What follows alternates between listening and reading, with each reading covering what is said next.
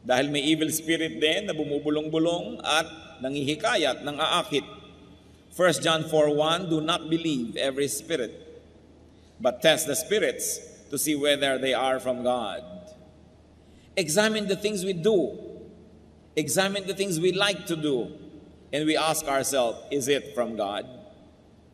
Kung may nakasakit ng inyong damdamin at gusto nyong saktan din, itatanong nyo lang sa sarili nyo, is this leading from God? Kung gusto nating gumante, is this from God?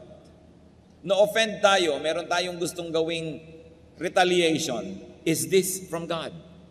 Makinig lang po tayo sa Espiritu ng Diyos, tayo makaiiwas na sa napakaraming mga pagkakamali at sa napakaraming mga sakit sa buhay. How do you do that? How do we discern? How do we develop discernment? If the Spirit is from God or not, immerse yourself in God's Word. Kailangan babad tayo sa salita ng Diyos, babad tayo sa panalangin, at babad tayo sa impluensyang makadiyos. Nagkakaroon tayo ng napaka-sensitive spirit that we will discern if the Spirit is from God or not. Because it is the Word of God that will confirm or deny the source of a message.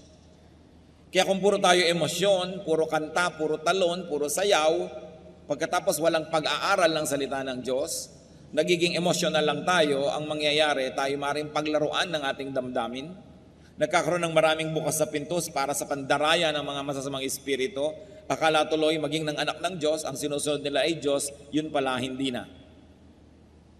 Every spiritual activity must be based on and tempered by the Word of God. By an intelligent study of the Word of God. Hindi puro emosyon. So be led by God's Spirit, not by a bad spirit. Ituloy po natin ang pagbabasa ng chapter 4 ng Matthew, this time verses 2 to 4. After fasting 40 days and 40 nights, he was hungry. The tempter came to him and said, if you are the Son of God, tell these stones to become bread. Jesus answered, it is written, man does not live on bread alone, but on every word that comes from the mouth of God.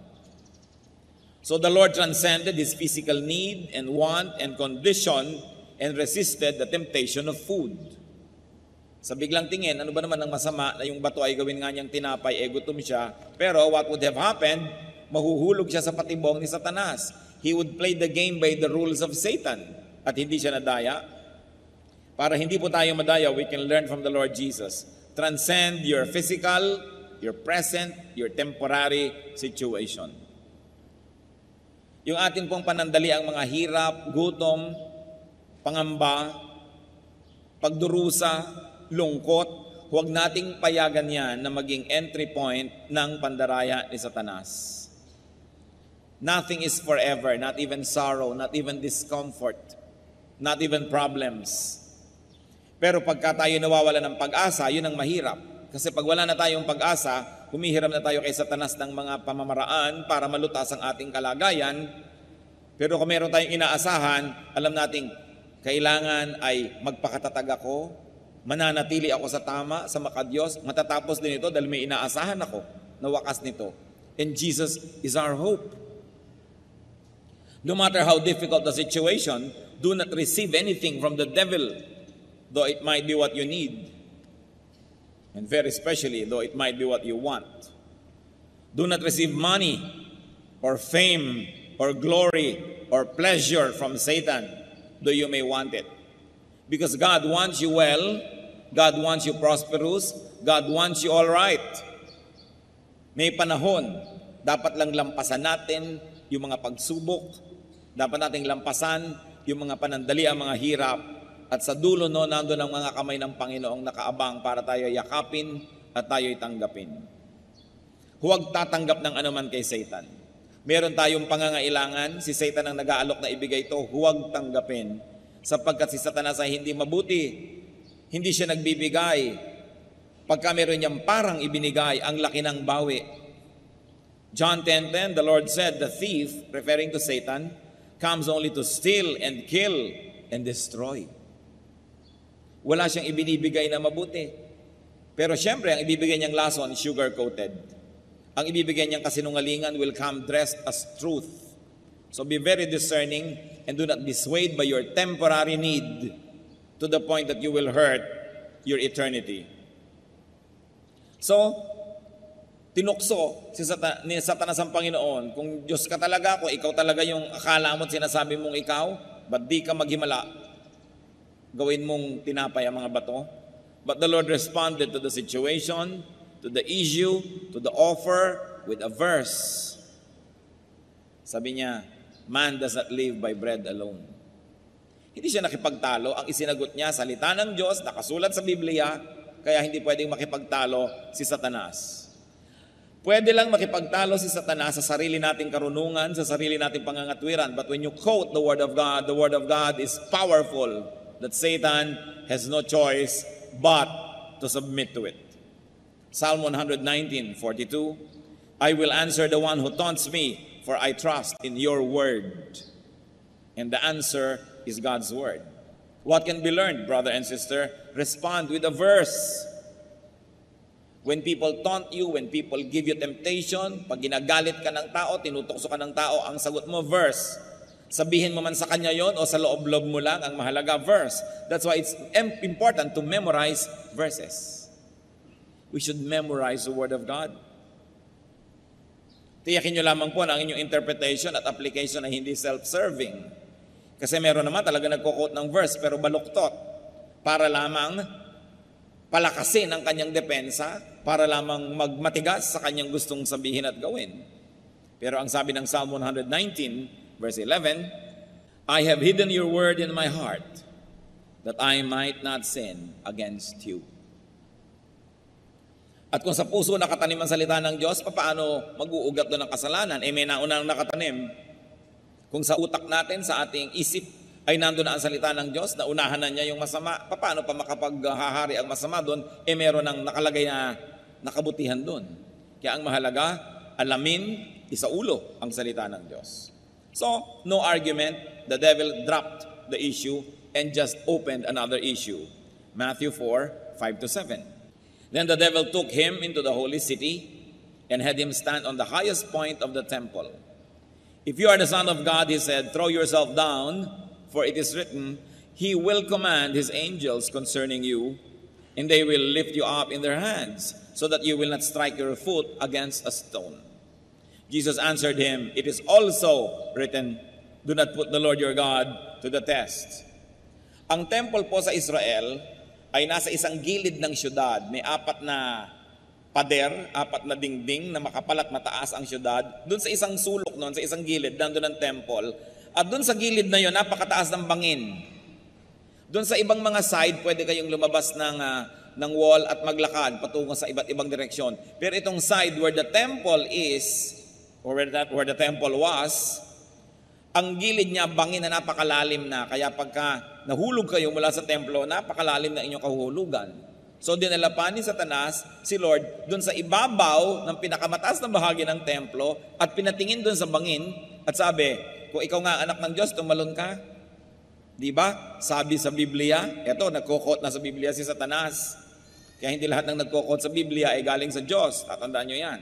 Dahil mali ang paggamit ng quotation. Sabi sa Biblia ay hindi ka papabayaan ng langit, sasaluhin ka ng mga anghel, ni hindi sasayad sa mga bato ang iyong paa. O talon na, patunayan mo kung sino ka. At ang sabi ng Panginoon, do not put the Lord your God to the test. It is also written. Nag-quote na naman ang Panginoon sa Biblia. So the Lord did not walk into a trap. The Lord did not call the dare. The Lord did not prove himself. And the Lord did not allow himself to be measured by Satan's standards. Napakarami po sa mga tao ang dapat matuto dito dahil marami tayong pinapasok na gulo dahil lang tayo natutuksong patunayan kung sino nga tayo. O kung talagang matapang ka, kung maunang manuntok, o kung talagang magaling ka, gawin mo ito. Kung talagang matibay ang dibdib mo, itong unahin mong gawin. Kaya tuloy nagkakagulo ang mundo. Pero sabi ni Lord, it is also written, huwag mong bibigyan ng ganitong uri ng mga test ang iyong Diyos. Huwag po tayo mga kapatid papasok sa mga tukso, sa mga trap.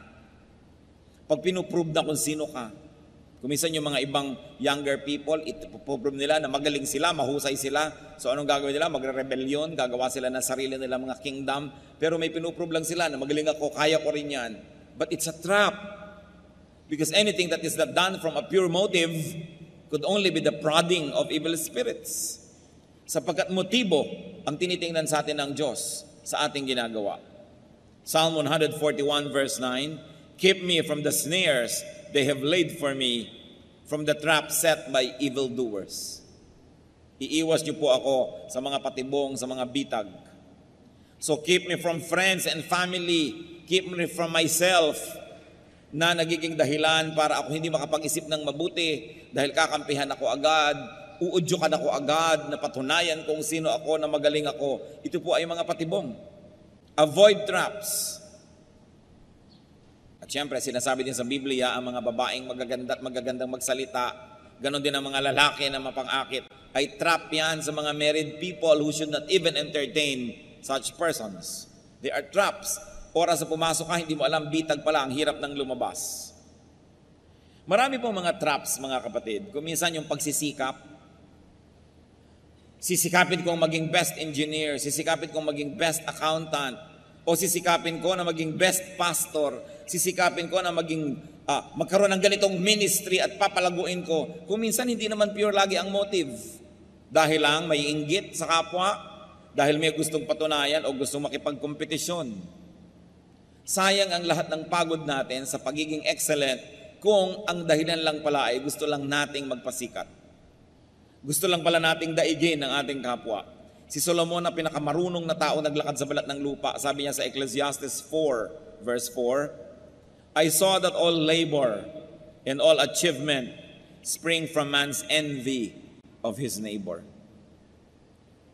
Nagpapalaki ng bahay, hindi dahil kailangan niya o gusto niya, kundi dahil gusto niyang daigin ang kanyang kapitbahay.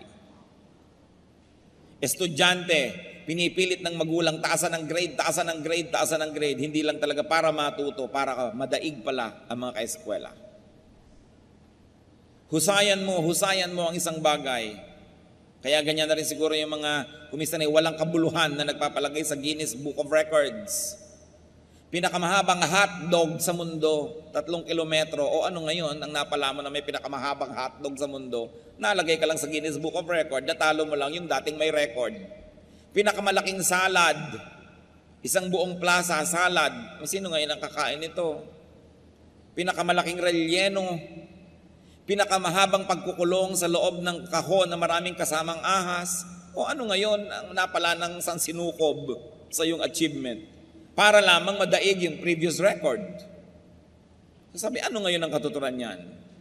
Proverbs 16:18, pride goes before destruction and a haughty spirit before a fall. At kung ang Panginoon naging proud, pinatunayan nga siya kung sino siya, tumalon nga siya para saluhin siya ng mga anghel, at wala namang dudang sasaluhin siya. Pero ano ngayon ang napala niya at napala nating lahat? Pinagbigyan lang niya si Satanas at nanalo lang si Satanas at naging proud na ngayon siya, nagkaroon na siya ng kasalanan, na-disqualify na siya na maging champion o savior natin. Matthew 4:8-10, ituloy ang kwento. Again, the devil took him to a very high mountain and showed him all the kingdoms of the world and their splendor. All this I'll give you, he said, if you bow down and worship me. Jesus said to him, away from me, Satan, for it is written, worship the Lord your God and serve him only. So the Lord emphasized that God himself is to be worshipped, that God is to be served and not tempted. So nung hindi nag-click yung temptation na naman ni Satan, panibago na naman. O ibibigay ko sa iyo lahat ng kaharian sa mundo. Lumuhod ka lang sa akin, sambahin mo lang ako. Sabi ng Panginoon, nasusulat, sambahin mo ang Diyos mo at paglingkuran mo siya. What was important here is that the Lord knew himself, that he was the Son of God. And because he knew himself, he behaved accordingly. He demanded proper treatment and exercised his power and authority. Sabi niya kay Satan, away from me. Kayo po, mga kapatid, sino ba kayo? Kanino ba kayong anak? Natanong niyo na ba ang katabi niyo, kanino ka bang anak? Siyempre, ang sagot natin, anak ba tayo ni Satanas? No. Anak tayo ng Diyos, amen? So, behave according to your identity. Anak ka ng Diyos eh. Christian ka eh. So, lagi mo itatanong, ito bang gagawin ko ay bagay sa anak ng Diyos gawin? So, behave according to your identity. Kristiyano ako, dapat ba ako nagpapakalat-kalat sa kalsada ng ganitong oras ng gabi? Kristiyano ako, dapat ba ako pumupunta sa mga nightclub, sa mga bar at kung ano-ano pa?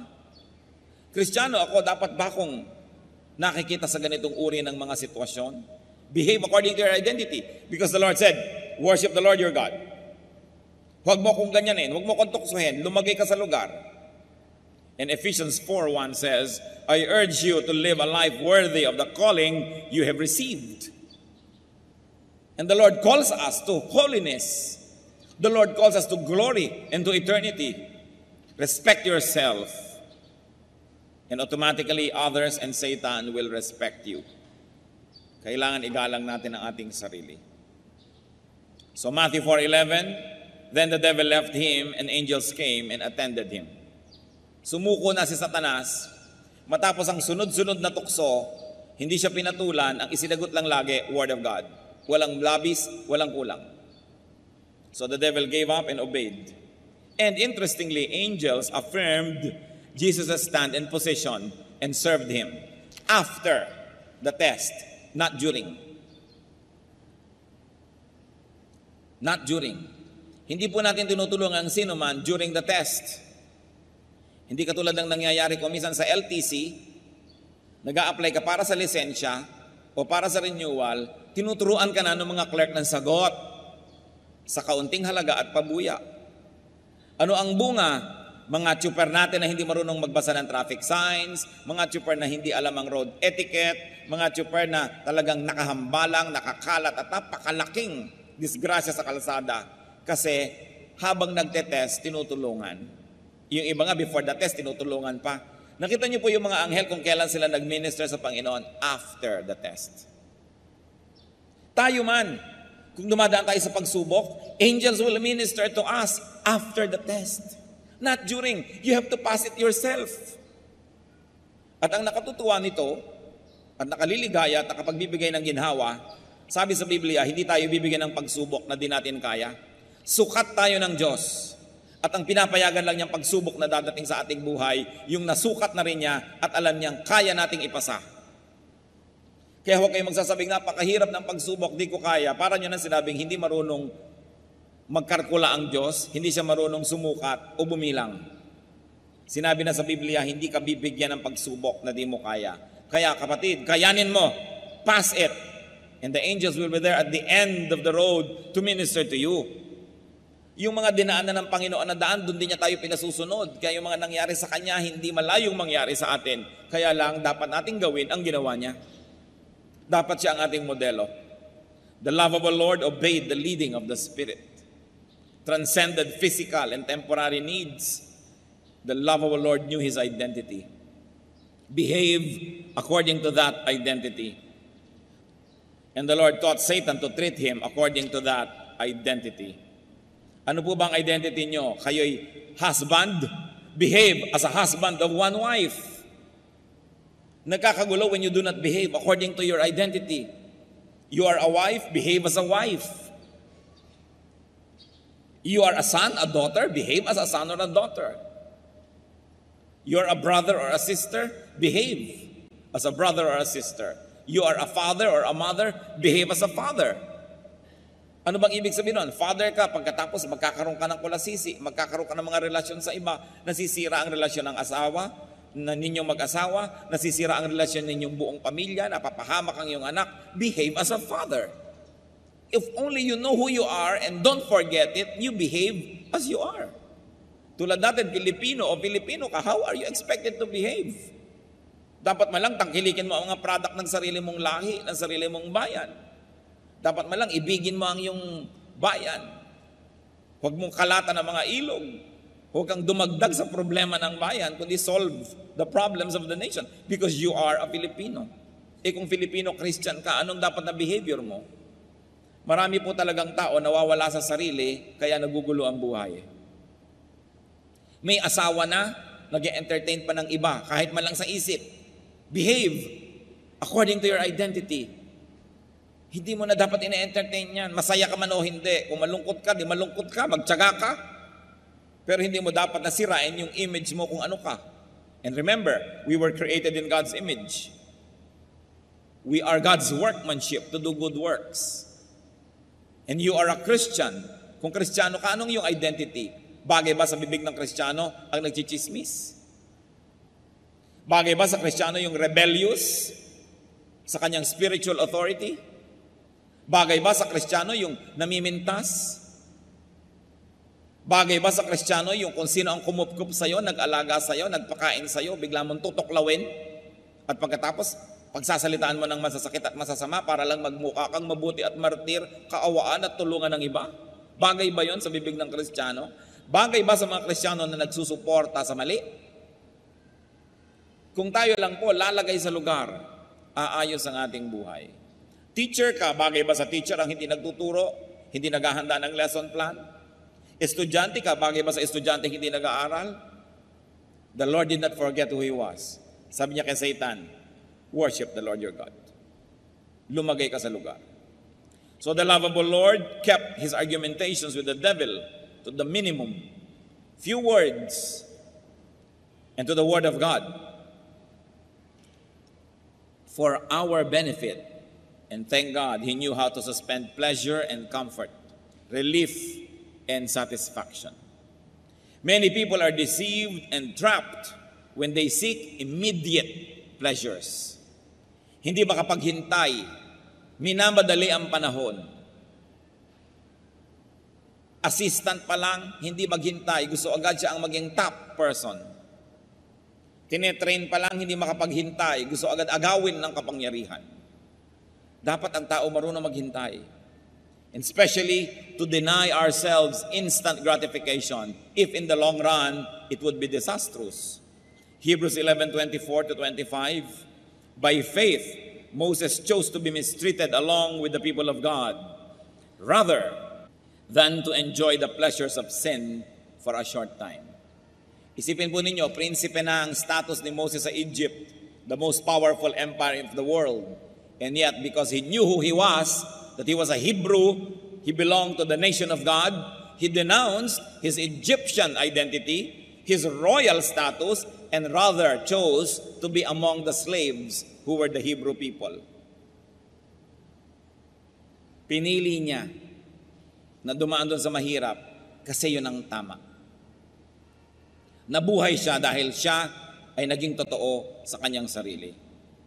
And even the Lord resisted temptation, stood His ground. The Lord suffered so as to be our champion, our Savior. Ano po ba yung mga champion na yan? Nung araw, halimbawa, may giyera, pangkat A, pangkat B, para maiwasan na lang na dumanak ang sobrang daming dugo, pipili na lang ang pangkat A ng kanyang champion. Yung pangkat B, champion. Yung dalawa ang maglalabanan. Pag natalo yung champion ng pangkat A, talo na yung buong pangkat A. Yan ang hinamon ni Goliath sa Israel. Sabi niya, ako ang kampiyon ng mga Philistines. Humanap kayo ng kampiyon nyo, kami na lang maglalabanan. Kung natalo ako, talo na yung buong army namin. Huwag na nating lipulin ang lahat. May champion ka. Nakita niyo po, pag may champion tayo, ang binibining Pilipinas, yan ang champion ng Pilipinas, ilalaban mo sa Miss Universe. Pag natalo siya, talo na yung buong Pilipinas. Pag nanalo siya, panalo na yung buong Pilipinas. Pag may basketball team tayo, sila yung ating champion. Pagka meron tayong representative, sila yung ating champion. So, si Lord, siya ang ating champion. Lumaban siya para sa atin. Hindi na tayo ang inisinuong sa giyera with Satan. Hindi na tayo ang ipinapako sa krus. Hindi na tayo ang hinagupit. Hindi na tayo ang dumaan sa kutakot-takot na hirap. Siya na. Pero kung hindi niya yun pinasa, talo tayong lahat. But because He stood His ground, no matter how difficult, na ipinapako na siya sa krus, ibinabaon ang mga malalaking bakal na pako sa kanyang laman, litid, buto. Nananalangin pa siya at hinihingi ng tawad yung gumagawa noong kalapastanganan na yun sa kanya. Kung siya'y nagalit, napuno, napikon, at gumawa ng hindi maganda, hindi na natin siya champion. Kasi ang champion na kailangan natin para mahugasan ang ating kasalanan ay yung walang kasalanan. Ang kailangan nating champion para tayo luminis ay yung may malinis na dugo. Tiniis niya ang lahat so that He will remain to be our champion. And thank Jesus because He is our victorious champion.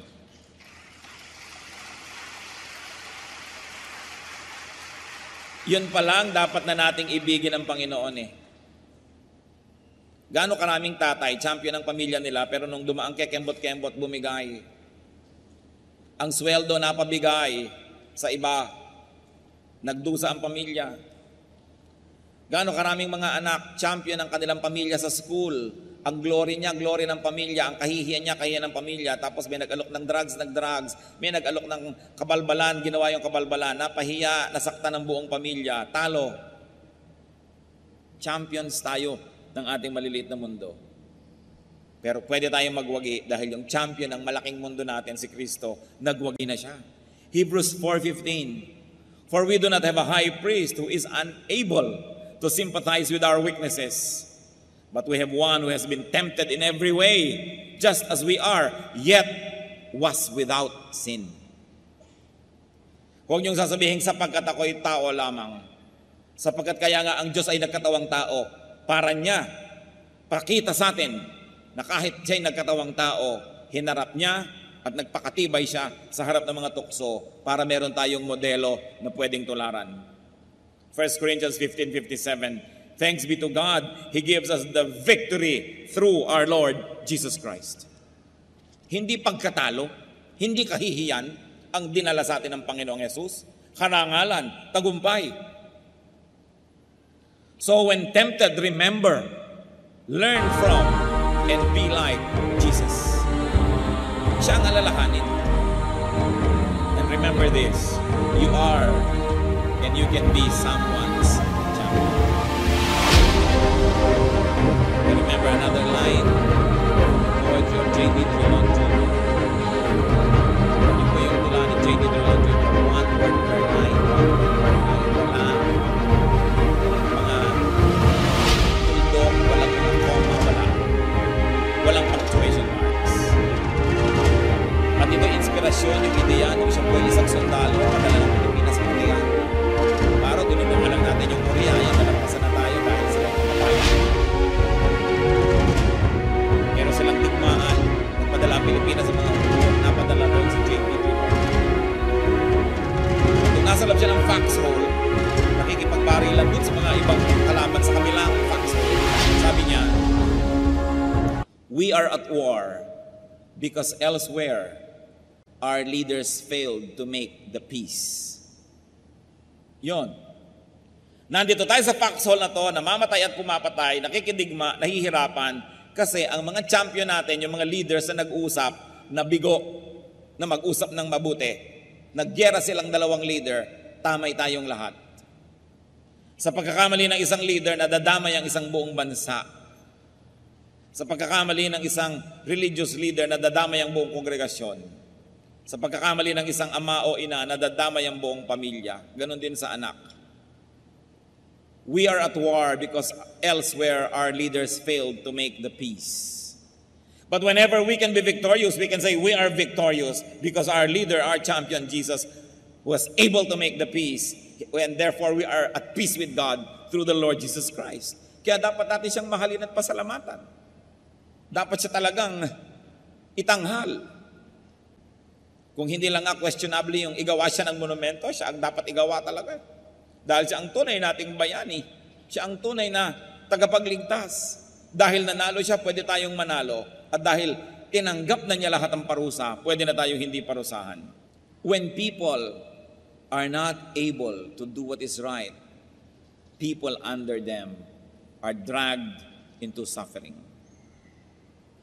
So you are and you can be someone's champion. Do not fall, if only for the sake of others. Dahil marami tayong dadalhin pag tayo'y bumagsak. Thank and love Jesus. Nauna na siya sa paggawa ng mabuti. 1 John 4:19, we love because He first loved us.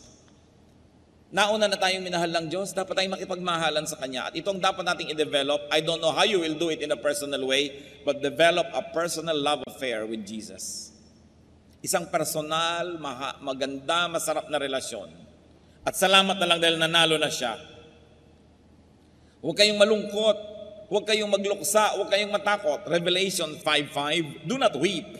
See, the Lion of the tribe of Judah, the root of David, has triumphed. Nagwagi na.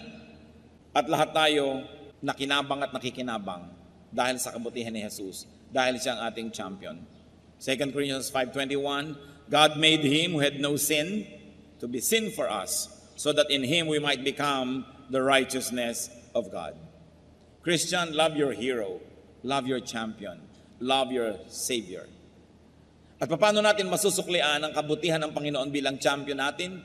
Be a champion to someone. Fight a good fight for the sake of those who believe in you, for the sake of those who trust you, for the sake of those who rely on you. At mas marami tayong taong pinamumunuan o nasasakupan, mas malaki ang ating pananagutan. Jesus is our champion. At ang sabi sa Bible, I can do all things through Christ who gives me strength. Ano po ba ang ating mga hinaharap na mga temptation? Anong mga kahinaan? Pinanghihinaan ba kayo ng loob? Huwag niyong lilimutin kung sino si Jesus at kung sino kayo. Na tayo ay anak ng Diyos. Tayo ang tagapagmana ng Diyos. We should behave accordingly. Huwag nating lilimutin, lalo sa mga panahon ng hirap. Huwag tayong bibigay.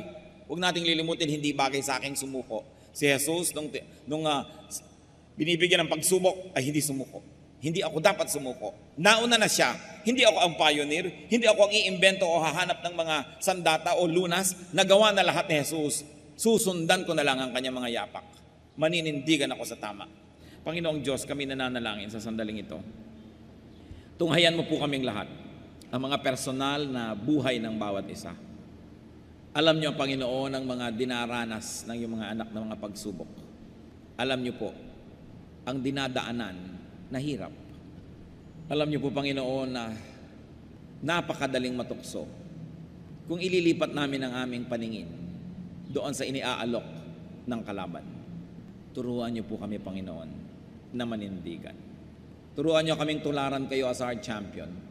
Lalong-lalo sa mga anak mong nakikinig na yung salita, na sa kanilang pagbagsak ay maraming madadamay, ituro mo sa aming maging matatag.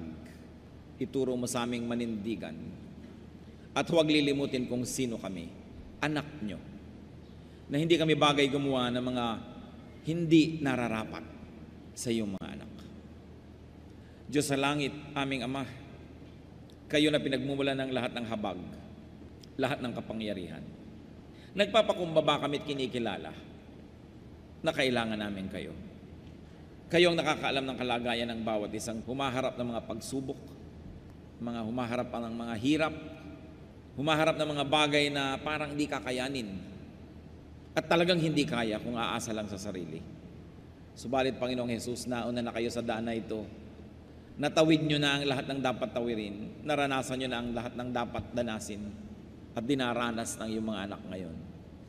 Ama, sa pagpapakumbaba ng iyong mga anak at ayon sa iyong kapangyarihan at pangako, humihingi ang iyong lingkod. Pagkalooban mo ng himala. Pagkalooban mo, Panginoon, ng kapangyarihan. Pagkalooban mo ng linaw ng isip, tibay ng loob, tapang ng dibdib. At bigyan mo rin ng malakas na katawan na magiging tahanan ng iyong espiritu upang sa ganon makidigma sa masama, manindigan to live victoriously. Salamat, Panginoon, sa iyong mga pangako. Salamat sa iyong salita. Kayo na nakababatid ng bawat detalye ng aming buhay, pagkalooban nyo ng iyong kapangyarihan ngayon ang iyong mga anak. Puspusin mo ng iyong karunungan, ng iyong kabanalan, ng iyong kapangyarihan. Mapagtagumpayan at matawid ang mga tukso, ang mga pagsubok na ngayon ay hinaharap. By your power, O Lord Jesus, because of your blood and because of your name, empower your people who recognize you and recognize their own weakness before you. Empower them, O God, to be champions in their own rights because you are our Lord and you are our champion. People of God, receive from the Lord Jesus what you are asking for and thank Him because when you ask, you receive if you ask in faith.